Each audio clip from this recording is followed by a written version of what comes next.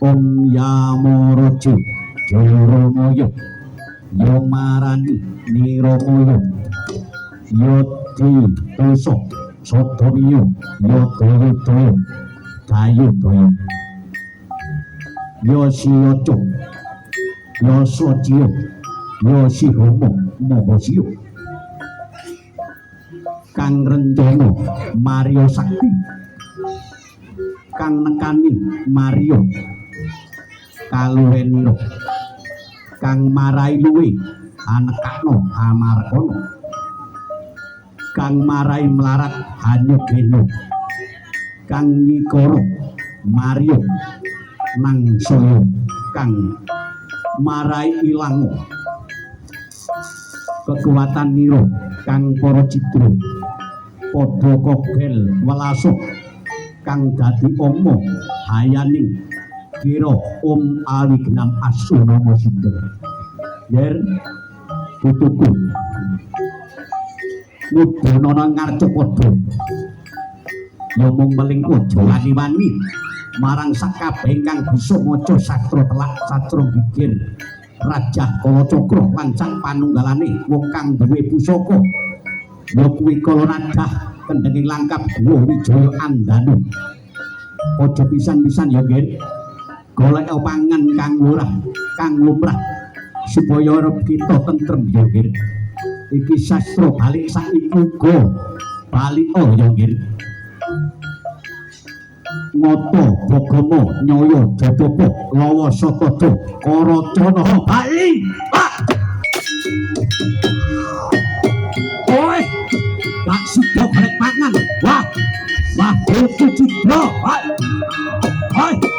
pamit Pak oi Pak Tong berkencang baru dayung makedeng magrong ngaso Pak Tong Pak Tong Adi Guru pripun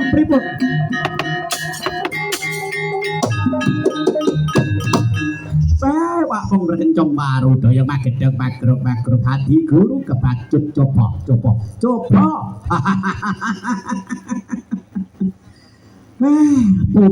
putu kala muda dicadongi pangan kamangka wong ki ana sing ora ndarbeni Rajah Kalacakra kamangka menungsa urip alam donya kuwi ora bisa maca sastra telak sastra gigir nek kaya ngene iki rusak pranatan dintekne karo putu-putu kala Kakang Narada iya Kakang Narada ya kaya ngene iki piye sinden-sinden ya wis karikot padha ngantuke yen ngene iki Adi Guru Padha Rendra mangisaken dawuh Guru Narada Uwatarada iki aku tak njaluk karo dewa-dewaning para dewa ayo mudhun ning ngarca padha mlakune kala muda ke dicegat dhisik supaya aja nganti mbacutake nggone nadah kala mungsu-menungso kang nandhang sukerta kabeh mangesokaken dawuh ngopukul sampun paripurna sabdaning nata datang kena wulawali pindha Brahmana Raja tanggap sang Rekana sigra paring sasmita sang Katong Arsa kundur anget datot pindhaknya kanthi reruntungan candrane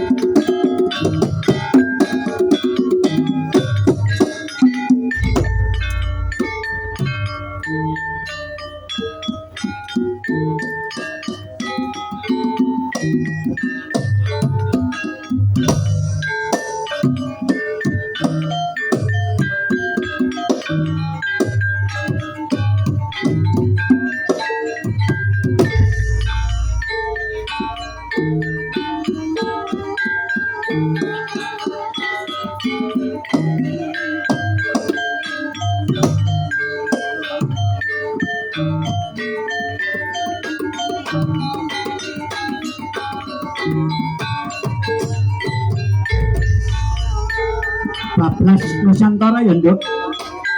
si kucing ya Nduk.